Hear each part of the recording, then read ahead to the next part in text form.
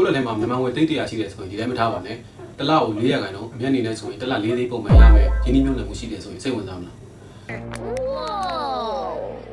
ခုနပြောသလိုနော်တစ်လကို4သိန်း300ကို4သိန်းပေါ့နော်သိန်း1000ဆိုလို့ရှိရင်သိန်း40ရပါမယ်ဒီလိုမျိုးပြောပြီးတော့မြန်မာနိုင်ငံမှာလိန်သွားတဲ့ကိစ္စတွေကဟို3-4ခုလောက်ရှိနေတယ်ပေါ့နော်ကျွန်တော်သိတယ်တော့အဲ့ဒါတိတ်ထူးဆန်းတဲ့ကိစ္စတော့မဟုတ်ဘူးဒါပေမဲ့ထူးဆန်းတာပါလဲဆိုတော့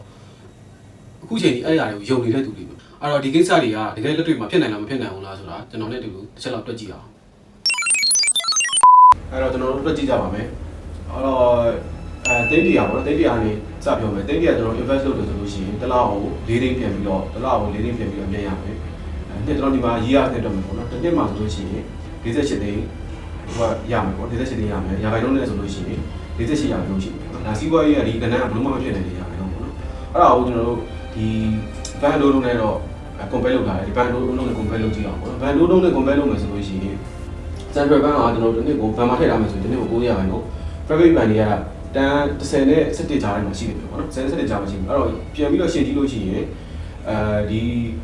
4ဆလောက်ပုံများနေတယ်ပေါ့နော်ဘန်ထက်ကိုဒီလိုမျိုးဒီတွေက4ဆလောက်ပုံပြီးတော့များနေတယ်ပေါ့နော်အဲ့ဒါတခုပြောကြရရှိတာဒီလိုလုပ်ငန်းတွေကကိုယ့်ဟိုအမြတ်ပုံမှန်ပေးနေပေါ့တစ်လားပုံမှန်ပေးနေတယ်ဘာလို့ပေးနေလဲဆိုတော့ဒီကပေးမှာပဲကိုယ်ထက်ချင်မှာပေါ့နော်ထည့်တဲ့လူတွေကဥပမာကိုယ်သိတွေကဒုမတော့တစနေမသိထောင်တက်ပြီးတော့မထည့်ဘူးပေါ့သိတွေကတော့ဆန်းပြီးတော့ထည့်မယ်အမြတ်ပုံမှန်ရတယ်ဆိုလို့ရှိရင်ကိုယ်မှ900ချိန်မှ1000ရှိ1000ထပ်ပြီးတော့ထည့်မှာဖြစ်လို့အမြတ်ကတော့ပုံမှန်ပေးနေမှာပေါ့နော်အဲ့တော့ဒီမှာထပ်ပြီးပြောကြရရှိတာကသူတို့ဒီလိုလုပ်ငန်းတွေကသူတို့ဒီမှာစီးပွားရေးလုပ်ငန်းတွေအများကြီးရှိတယ်ပေါ့နော်ရုံးခွဲတွေကုမ္ပဏီတွေအများကြီးရှိတယ်ယုံကြည်စိတ်ချရတယ်ဆိုပြီးတော့ပြောနေတယ်ပေါ့နော်အဲ့ဒါဆိုလို့ရှိရင်သူတို့ကဘာလို့ဗန်လေးကနေမကြီးတယ်ပေါ့နော်ဗန်လုံးကဘာလို့မကြီးလဲဒါလည်းစဉ်းစားကြရတစ်ခုပဲပေါ့နော်ဗန်ရဲ့လောက်ကလည်းဒါပဲပေါ့နော်ဘယ်စီးပွားရေးလုပ်ငန်းရှင်ကိုပတ်စံချီးပေးရမယ်ဆိုတဲ့ဒါပဲသူတို့လည်းလိုက်ရှာတယ်ပေါ့နော်အဲ့တော့ဗန်ကနေပြီးတော့ချီးလို့ရတယ်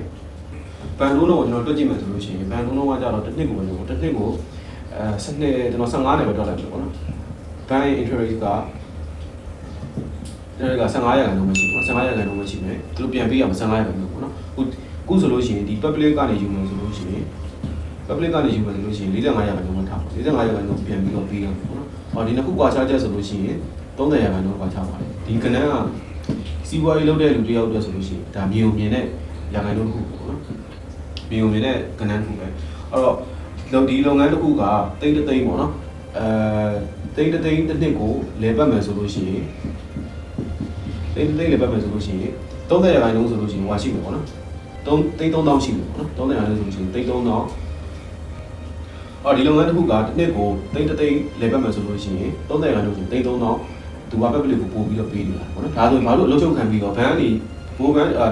ဘန်နေပြီးတော့ယူလို့ရကြတယ်ဘာလို့အလုပ်ချုပ်ခံပြီး public ကနေယူမှာလဲပေါ့နော်အဲ့ဒါဒီကစဉ်းစားနေတာချက်တယ်ပေါ့နော်အဲ့တော့ခုနကကျွန်တော်တွက်ပြသလိုပဲကိန်းနဲ့အရာဆိုရင်ဘယ်လိုမှဖြစ်နေတာပေါ့နော်ပြီးတော့ဒီလိုလုပ်ငန်းတွေကဗန္ဒာရေးလိုင်စင်ရှိတယ်လဲတယ်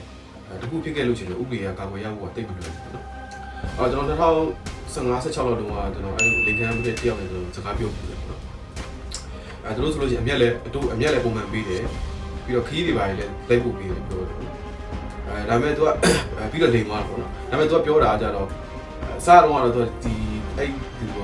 ဒီစီးပွားရေးတကယ်လုပ်တယ်နောက်ပိုင်းစီးပွားရေးအဆင်မပြေလို့တော့သူကထပ်ပြေးသွားတယ်ဆိုပြီးပြောတယ်အဲ့တော့သူကသူ့ကိုလိမ်သွားတယ်လို့ပြန်ပြီးတော့ကာဗာပြီးပြောတယ်